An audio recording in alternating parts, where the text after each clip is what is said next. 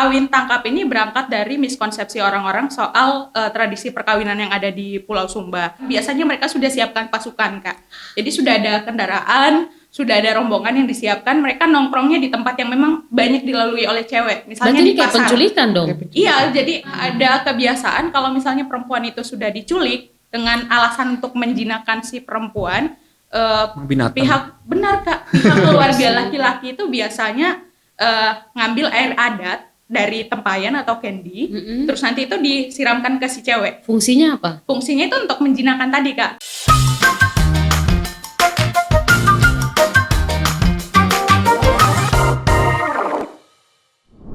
Halo kawan-kawan, selamat berjumpa dengan saya Rosi dan juga Ikhwan.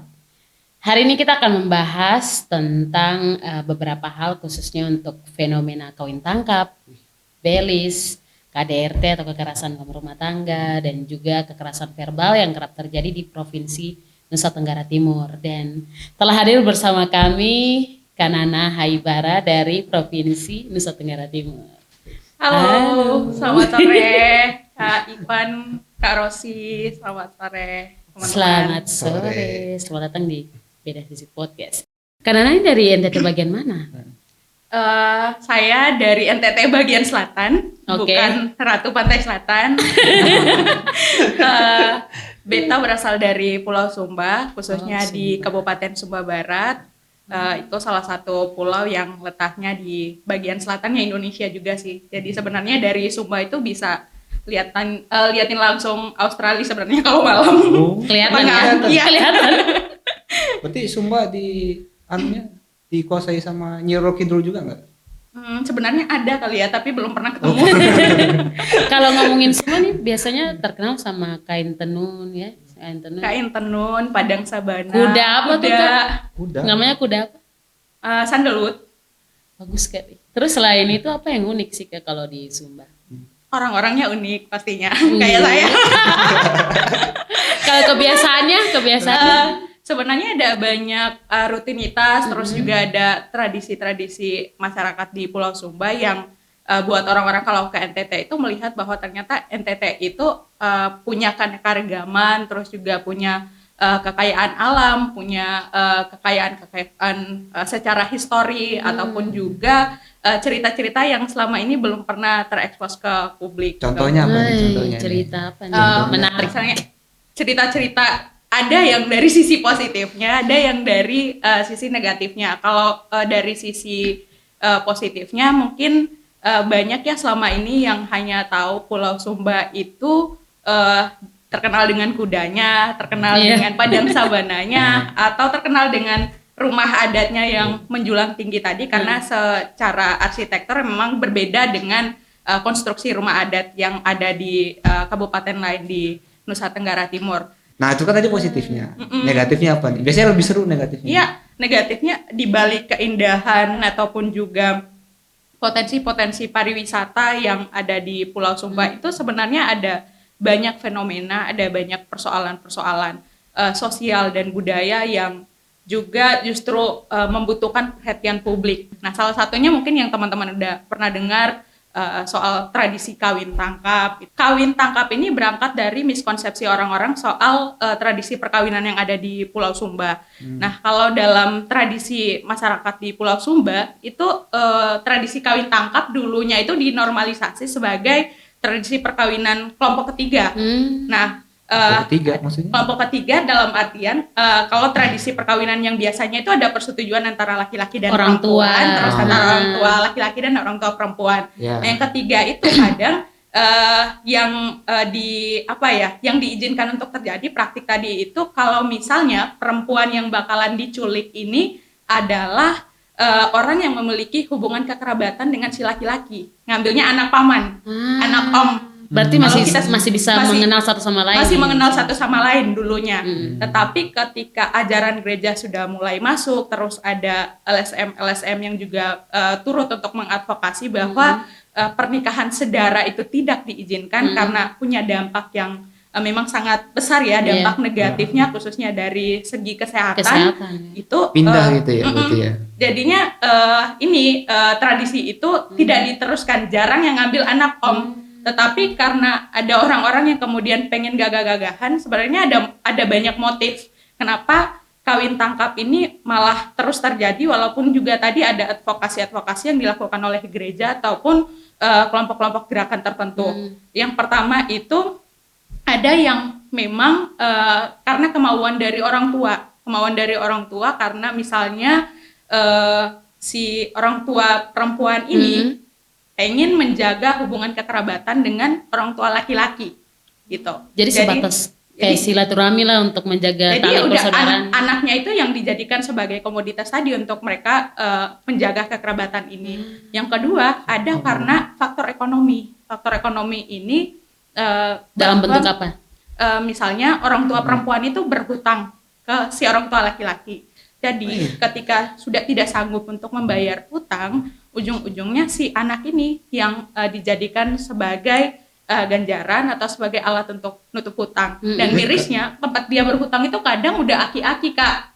Dia sudah punya istri 2 atau istri 3. Iya benar. Berarti kayak anak perempuannya ini dijadikan kayak sebagai jaminan gitu loh ya. Sebagai jaminan gitu, dan tak jarang itu kadang tetangga dia sendiri juga itu yang jadi pelaku tadi kawin tangkap itu. Nah, sebutan untuk kawin tangkap di Sumba juga itu beragam gitu. Misalnya ada yang sebutnya Yapamawine, misalnya di Sumba Barat itu kayak tangkap perempuan. Jadi ada acara-acara tertentu, misalnya acara-acara adat, biasanya di perayaan puncak itu kalau misalnya cowok-cowok yang memang sudah pengen untuk menculik perempuan, biasanya mereka sudah siapkan pasukan, Kak. Jadi sudah ada kendaraan, sudah ada rombongan yang disiapkan, mereka nongkrongnya di tempat yang memang banyak dilalui oleh cewek, misalnya berarti di pasar. Kayak penculikan dong. Iya, jadi akhir-akhirnya ketika sudah ada miskonsepsi tadi, ini jadinya penculikan gitu, bukan lagi melanjutkan tradisi yang sebelumnya tadi masih dianggap normal atau dianggap sah gitu. Sebentar. Kalau misalkan kayak gitu, misalkan ada orang yang lihat ya, terus nggak setuju, terus dilaporin polisi bisa nggak ya? Nah ini jadi masalah lagi sebenarnya yang pengen beta bahas lagi, Kak. Karena ketika perempuan itu sudah diculik oleh laki-laki ini, rata-rata itu karena perempuan ini tidak kenal si cowok dan pastinya tidak dilandasi oleh tadi perasaan cinta gitu. Gimana mau punya perasaan cinta sementara kita tidak kenal orang ini. Cowok ini siapa, keluarganya siapa. Orang tiba-tiba main culik. Nah, ada kebiasaan kalau misalnya perempuan itu sudah diculik dengan alasan untuk menjinakkan si perempuan, pihak keluarga laki-laki itu biasanya ngambil air adat dari tempayan atau candy, terus nanti itu disiramkan ke si cewek. Fungsinya apa? Fungsinya itu untuk menjinakkan tadi, Kak. Karena kalau misalnya si cewek sudah kena cipratan air adat, itu berarti dia secara simbolis dia masuk ke keluarga laki-laki. Nah, ketika dia sudah disiram dengan air adat tadi, dia dimasukkan ke kamar tertentu di rumah si cowok. Kamar tertentu ini kayak dalam bentuk apa nih maksudnya? Kamar yang memang biasa, disiapkan, ya? Kak. Kamar yang memang dia sendirian apa berdua sama cowoknya yang mau dia dimasukkan sendiri. Kadang kalau ceweknya itu memberontak, tak jarang ada perempuan yang diperkosa. Biar dia tidak melarikan diri lagi atau tidak kabur. Nah itu sebenarnya jadi persoalan yang berlapis-lapis. Kadang juga malah tadi ya Kak, dia mendapatkan perlakuan-perlakuan kekerasan, entah dipukul atau mungkin juga ya tadi ya diomongin gitu. Itu ya Kak. Jadi persoalannya bukan lagi persoalan budaya saja, tapi ada persoalan-persoalan lain juga yang mengikuti. Nah kalau dilaporkan ke polisi, apa ya Kak, gengsi sosial masyarakat di sana juga cukup tinggi. Untuk khususnya untuk masyarakat-masyarakat yang memang menganggap tradisi kawin tangkap ini adalah hal yang wajar selagi si cowok itu siap untuk bertanggung jawab atau bayar mahar. Nah, kadang kalau misalnya keluarga perempuan itu sudah datang untuk membayar, untuk mengecek atau mengambil kembali anak perempuan mereka, keluarga cowok itu akan menganggap bahwa harga diri mereka itu jatuh. Mereka diserang. Tidak jarang juga akan ada konflik berdarah. Nah, kalau misalnya mereka menempuh jalur hukum dan melaporkan ke kepolisian, ada PR-nya lagi. Kadang dari aparat penegak hukumnya selalu menganggap bahwa ini kan tradisi ya, diselesaikan secara kekeluargaan. PR lagi. Jadi ini sebenarnya kayak permasalahan yang kayak bisa dibilang premanisme juga nih. Iya, Tapi di bisa masuk. ini apa kayak dinuansakan dengan budaya. Dibalut itu dengan sendiri. tradisi Iya. tadi Kak. Sudah nanti polisinya bilang ya kita selesaikan secara kekeluargaan. Nah, pertanyaan kemudian apakah sejauh ini aparat penegak hukum kita memang paham soal undang-undang perlindungan terhadap anak? Kenapa saya omong anak, rata-rata korbannya itu adalah perempuan yang berusia di bawah 18 tahun. Kadang ada Di yang bawah masih umur sekolah. ya? Iya, Di bawah 18 tahun. 18 tahun. Itu rata-rata. Nah, apakah juga mereka paham tentang undang-undang penghapusan kekerasan seksual? Apakah mereka juga paham soal itu? Apakah juga mereka membahas ataupun pun memahami soal konvensi dasar hak asasi manusia? Itu jadi PR-nya lagi karena ujung-ujungnya sudah yang juga jadi PR lagi. Kadang tokoh adat atau tokoh agama juga itu turut melanggengkan praktik ini. Kenapa saya bilang turut melanggengkan? Tidak jarang ada tokoh agama atau tokoh adat yang diminta untuk memimpin satu ritual ataupun memimpin misalnya Acara ini. ibadahnya itu untuk menerima si keluarga si cewek ini dalam keluarga laki-laki, mereka ikut. Jadi kalau misalnya yang tokoh-tokoh masyarakat seperti ini saja sudah ikut terlibat, apa kabar masyarakat yang tidak punya bargaining position yang kuat gitu? Mereka tidak berani untuk Bicarakan melawan. ya Gitu. soal Jadi itu. jadi memang bicara soal fenomena ini sih adalah satu isu yang sangat kompleks. Iya, sangat. Karena kita geser ke kiri dianggap melanggar tradisi, kita geser ke kanan aparatnya juga tidak paham soal hukum yang secara formal itu berlaku di masyarakat gitu. Itu yang memang ini sih. Tapi ada nggak PR. apa kayak petinggi adat situ yang menolak gitu, tradisi ini ada nggak? Yang berusaha seenggaknya berusaha menghentikan lah. Sejauh pengamatan beta memang ada tokoh-tokoh adat juga yang ikut untuk bersuara ataupun mengadvokasi perlindungan terhadap anak dan perempuan untuk kemudian kita tidak melanggengkan tradisi-tradisi ataupun praktik kawin tangkap tadi.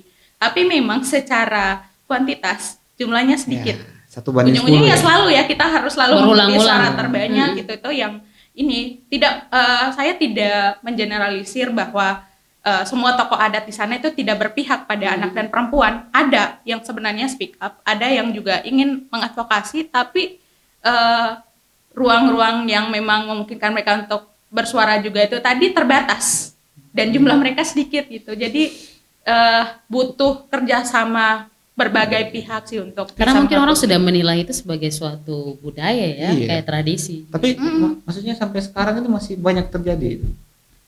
kalau Apa udah mulai berkurang apa gimana? Kalau dari yang terlapor, dari statistik yang ada mungkin menurun kasusnya. Tapi yang tidak terlapor itu lagi yang jadi seolah-olah kasus ini seperti fenomena gunung es. Nah, saya ambil contoh kasus terbaru beberapa bulan lalu. Ada satu cewek yang diculik secara paksa. Nah, dia ini sudah punya kekasih, sebelumnya dia bekerja di Denpasar, terus dia pulang ke Sumba. Iya. Nah, ketika dia pulang ke Sumba itu kekasihnya itu udah berjanji dia akan melamar si cewek ini. Tapi ketika hari H seharusnya si keluarga cowok itu datang untuk melamar, si cowok itu tidak datang. Nah, orang tua perempuan ini untuk kemudian menutupi rasa malu dengan tetangga karena biasanya sudah diomongin nih. Iya, akhirnya kong kali kong dengan salah satu cowok untuk datang menggantikan si cowok itu tadi yang tidak jadi datang melamar kekasihnya si cewek. Nah, secara simbolis akhirnya si cowok itu bawa satu ekor kuda diikat di depan rumahnya si cewek sebagai tanda bahwa dia ngambil si cewek ini. Nah, si cewek itu dalam keadaan tidak berdaya, dia dipaksa, diborong oleh cowok yang badannya kekar-kekar, dimasukkan ke satu auto pick up untuk kemudian dibawa ke rumahnya si cowok ini gitu loh Kak. Nah, memang persoalannya juga kemudian jadi semakin rumit ketika keluarga turut tadi untuk mengamini praktik-praktik seperti ini gitu, hanya untuk menjaga status sosialnya. Tapi kalau begitu tuh nggak ada, ya ceweknya ini kan trauma kan ya, masa tiba-tiba digotong ditaruh di auto pick up tadi. Iya. Auto pick up. Dia kenal nggak sih sama cowok yang namanya? Sama sekali tidak kenal. Rata-rata mereka tidak mengenal cowok yang bakalan menculik mereka gitu. Lagian Siapa juga sih cewek yang mau ala-ala drama? Kita kan nggak lagi syuting drama India loh. Lu culik aku ya gitu kan? Iya, Bisa iya, juga iya. gitu kan Kak. Terus proses penyelesaiannya bagaimana? Maksudnya kan sekarang sudah ada undang-undang TPKS apalagi, maksudnya Itu berarti sudah ada Penyelesaiannya sound-soundnya aku tidak tahu. kalau dari perkembangan yang saya baca diselesaikan secara kekeluargaan. Lagi-lagi. Lagi-lagi karena prinsipnya selagi si cowok itu bertanggung jawab dan dia siap untuk membayar mahar, it doesn't matter. kalau Udah misalkan siap. perempuannya nggak mau, Kalau perempuannya nggak mau, Iya. kita kan hidup dalam tradisi yang patriarkal ya Kak. Sekalipun perempuannya berontak, tapi kalau dia nggak ada ruang untuk kemudian dia melarikan diri, tetap saja dia harus terjebak di situ. kan perempuan, anggaplah yang perempuan yang tadi ya, yang dari pernah bekerja di Denpasar, dia dibawa sama orang terus nggak mau, dia kabur gitu, ada nggak yang kayak gitu? Berhasil kabur. Apa semuanya pasrah aja, jadi Itu pasti nggak tiba-tiba pasrah jadi dong ya? Kak. Maksudnya pasti ada perlawanan tapi cukup Sebagian sulit besar ya. ada yang berusaha melawan, tapi kemudian tidak berdaya, akhirnya pasrah. Ada juga satu cerita itu ketika saya masih SMPA. Ketika saya masih SMP dulu, ada kejadian si cewek itu yang kebetulan dia kakak kelas saya. Kakak kelas saya itu dia diculik di pasar ketika lagi ada acara adat yang kebetulan kampung lokasi acara itu dekat dengan pasar.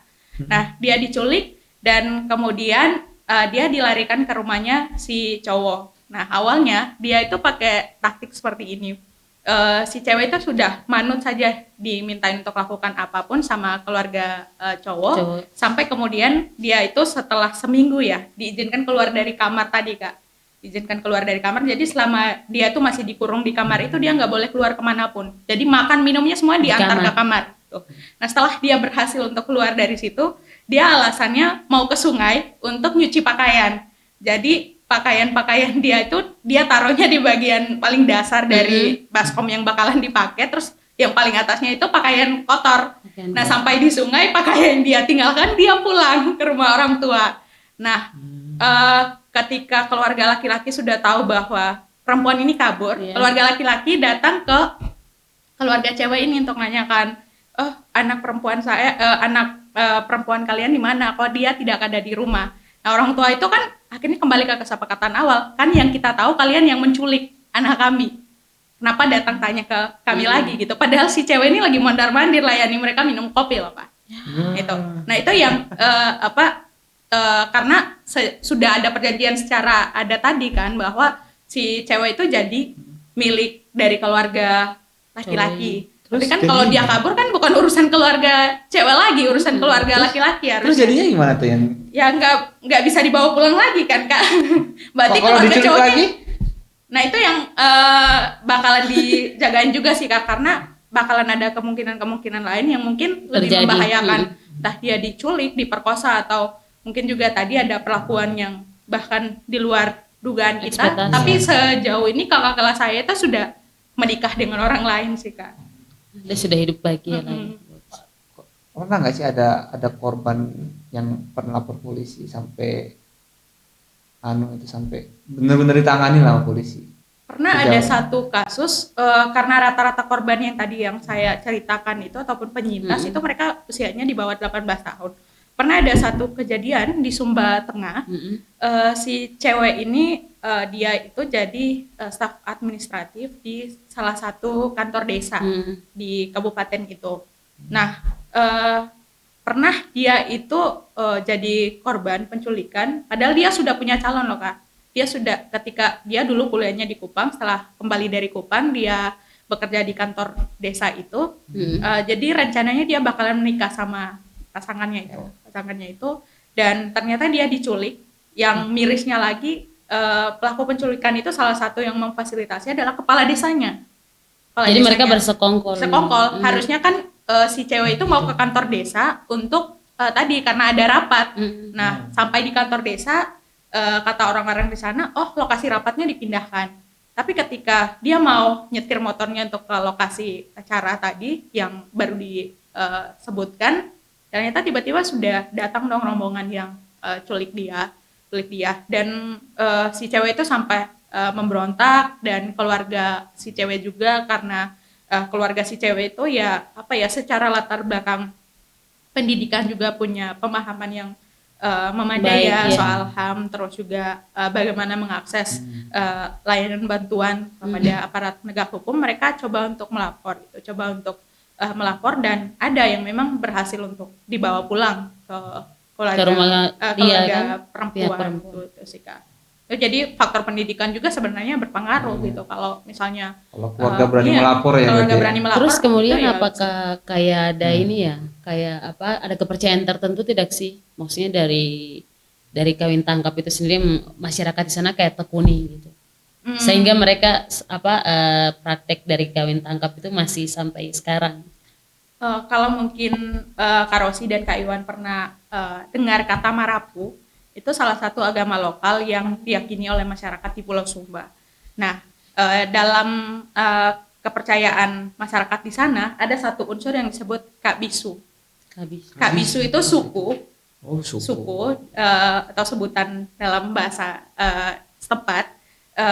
Jadi ada upaya-upaya seperti misalnya tadi melihat tradisi-tradisi kawin tangkap atau tradisi pemakaman atau tradisi lahiran, bahkan tradisi ketika musim bercocok tanam dan panen itu selalu dikaitkan dengan Marapu, dan juga dengan upaya untuk menjaga kelestarian ataupun menjaga kesejahteraan dari kabisu tertentu. Misalnya kalau saya saya dari kabisu A misalnya, saya dari suku A, maka kita itu selalu berupaya untuk melanggengkan tradisi ini, karena kalau misalnya kita melanggar, kita dianggap membahayakan kehidupan komunal di suku itu. Terus langsung di itu outcast ya? ya, namanya jadi ya? kayak resep prioritas gitu nggak sih Kak, antara suku A sama suku B atau kabisu A sama kabisu B gitu. Jadi semakin kabisu ini makin banyak orangnya dan lingkaran mereka makin kuat, berarti kesejahteraan itu peluangnya makin besar, Makin ada besar, di situ ya. gitu. Nah itu pemahaman saya sebagai orang awam ya Kak, karena memang saya juga tidak punya kajian khusus soal ini, tapi sejauh pengalaman saya selama hidup di Sumba sebelum merantau, dan juga dari referensi-referensi yang saya baca, memang tadi bahwa tradisi-tradisi yang memang berkaitan dengan budaya tadi itu ujung-ujungnya pangkalnya adalah untuk menjaga kemaslahatan bersama dari kabisu atau suku tertentu gitu. Kemudian sebagai perempuan Sumba, ada ketakutan tidak sih atas praktik-praktik semacam ini? Misalnya kayak Iya. pulang takut Iya, tidak sih pulang takut nanti nggak sih gitu? kamu? Ada ketakutan Kak, tapi apa yang membuat saya kuat adalah karena saya punya support system dari keluarga yang juga memang memberikan ruang kepada beta secara pribadi untuk mengupgrade diri sebaik mungkin, mungkin, ngasih ruangan itu, ngasih kepercayaan untuk kemudian ya lakukan apapun yang kamu mau, capai apapun yang kamu inginkan, yang penting menjaga tadi kepercayaan orang tua gitu. Ya. Ada ketakutan juga sih kan kadang kan random kan pelakuannya gitu. Iya. Jadi akhirnya beta secara pribadi itu selalu menghindari untuk tidak hadir ke acara-acara tertentu yang memang pengunjung atau pesertanya itu banyak. Walaupun datang pastinya datang dengan rombongan sih gitu. Jadi biar menjaga keamanan ataupun keselamatan. Tapi keluargamu sendiri ada nggak yang pernah diculik ya? Sejujurnya nggak ada. Sampai sekarang. Alhamdulillah. Terus setelah Untungnya. misalnya kayak habis diculik kan, terus yang tadi yang kayak Kanana bilang ada yang berhasil kabur gitu, terus kayak dari lingkungannya yang dia berada itu tanggapannya soal si perempuan yang habis ini tuh gimana sih, habis diculik gitu? Biasa saja Kak. Kayak stigma sosial atau Nggak ada ya? Anggapan pertama itu biasa saja gitu. Karena tidak jarang itu kemudian jadi konten orang-orang juga. Karena Konten? kalau Konten iya apa Kak, nih? ya media sosial kan Kak. Konten YouTube gitu? apalagi waktu itu Secara trending kan iya ya kan? Kak. Di sisi lain itu mungkin membantu para korban untuk kemudian mereka mendapatkan ruang untuk tadi ya, Iya. mereka isu-isu mereka diadvokasi. Tapi di sisi lain kalau kita lihat dampak jangka panjangnya juga berpengaruh pada psikologi si korban, penyintas ataupun keluarganya gitu. Nah, yang mirisnya itu ketika terjadi praktik penculikan ini, kawin tangkap, orang-orang itu karena sudah menganggap wajar ya praktik seperti ini, mereka bukannya menolong ketika si korban ini sudah meronta-ronta, berteriak, bukannya menolong, ya sudah di-record saja dulu, di-share ke media sosial. Biar Tidak orang-orang masalah sih lihat kalau dulu. tidak masalah sih kalau misalnya tujuan kita biar orang-orang semakin aware soal isu ini gitu. Hmm. Tapi apakah kita pernah berpikir kalau misalnya kita di posisi korban atau di posisi keluarga korban gitu, karena jejak digital jahat sekali kan. Nah, itu yang Nggak bisa memang juga dihapus itu. iya, jadi orang-orang kan akhirnya bukan mau menolong, mereka sudah biasa-biasa saja, malah nanti mereka apa juga ya Kak, kalau misalnya ada perempuan yang coba untuk berontak, coba untuk kabur, ada yang selalu ngomong, ya syukur-syukur kalau masih ada cowok yang masih mau dengan lo. Ya elah. Nah itu Sakit gimana ya, Kak? hati Sakit sih. hati kan Sakit Kak hati. kalau misalnya gitu. Padahal kan siapapun pasti tidak menginginkan Iya. untuk diculik gitu loh. Nggak ada yang mau. Bener-bener kayak barang ya berarti ya. Sudah kayak film sih. Iya, Kak. kayak Film bekas. juga. Siapa mau barang bekas gitu kan? Berarti kan? Selalu kayak gitu. Jadi memang tantangannya itu banyak. Tantangan pertama support system dari keluarga, entah karena support sistemnya itu lemah mungkin karena faktor pendidikan, Iya. atau juga mungkin karena ya tadi kita masih cenderung konservatif dan menganggap bahwa semua tradisi itu wajar. Untuk di Semua tradisi itu teruskan baik ya. gitu, untuk ini untuk keberlangsungan hidup bersama gitu. Terus yang kedua tadi pemahaman aparat penegak hukum tentang isu-isu ini dan bagaimana untuk kemudian mengadvokasi isu-isu ini juga masih minim. Itu jadi PR terbesar. Tapi susah juga sih jadi penegak hukum tadi. Soalnya kalau dia mau Bicara. menanggapi isu ini, bisa jadi nanti malah penegak hukumnya nanti dianggap sebagai musuh dari suku-suku ini. Bisa jadi nanti kayak jadinya mereka mau memisahkan diri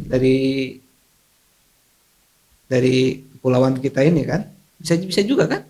Bisa jadi Iya. ada anggapan seperti itu, tapi kalau aparat penegak hukum kita paham dan tegas, saya pikir praktik-praktik seperti itu bakalan bisa minimalisir atau bahkan dihapuskan. Karena kalau kita lihat lagi secara strata sosial, bargaining position mereka itu kuat dan mereka cukup dihormati di masyarakat gitu. Jadi yang penting dimulai dulu dari aparat penegak hukum. Kalau mereka paham dan tegas, kita bisa meminimalisir praktik-praktik ini seperti itu bisa terjadi atau bahkan bisa kita hapuskan. Walaupun anggapan-anggapan seperti itu bahkan ada, apalagi kalau misalnya kayak cewek yang dari Sumba yang speak up aja sudah dianggap lu melupakan adab, lu melupakan adat dan Identitas. tradisi itu. Jadi ya sekalipun ada anggapan seperti itu, yang pastinya untuk keluar dari keadaan yang tidak baik-baik saja butuh perlawanan.